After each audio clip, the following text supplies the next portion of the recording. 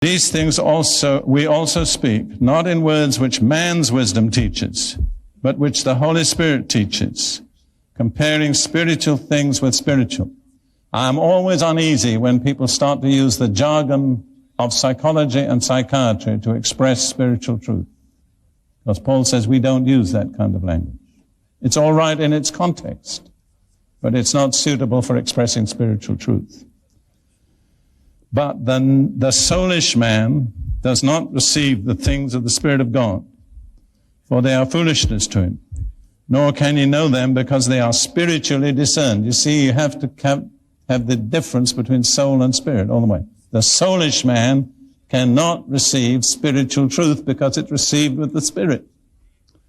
But he who is spiritual judges or discerns all things, yet he himself is discerned by no man.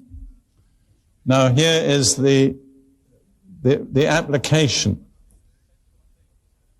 One of the essential things for spiritual success is to be able to discern between the soulish and the spiritual. And at the present time, according to my observation, most of God's people cannot do it. And I sit in meetings and I say to myself, I wonder if these people realize what influence they're under. The soulish appeals to the emotions. It sounds very good. It stirs you up.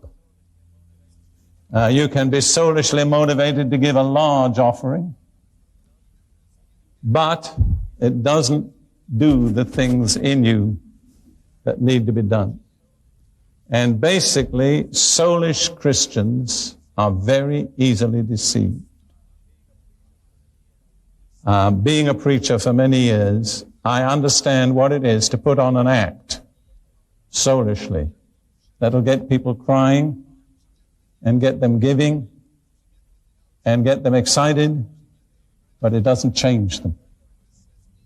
A week later, they're just the same. I have to say, frankly, there's a lot of raising offerings in the church which is done in a soulish way.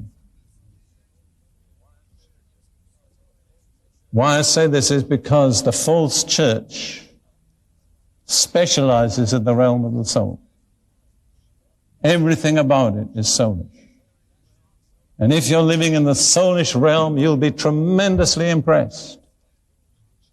It'll carry you away. You'll be deceived. But if you're able to discern between the soulish and the spiritual, you'll not be deceived. I have seen this because I have the privilege of knowing Greek. I've seen this distinction for years, but never until recently have I seen how urgent it is for God's people not to be fooled by the soulish. Now, I'm probably going to leave a lot of unanswered questions in your mind, but that is a blessing, because you start asking the questions and asking God for the answers, He'll give them.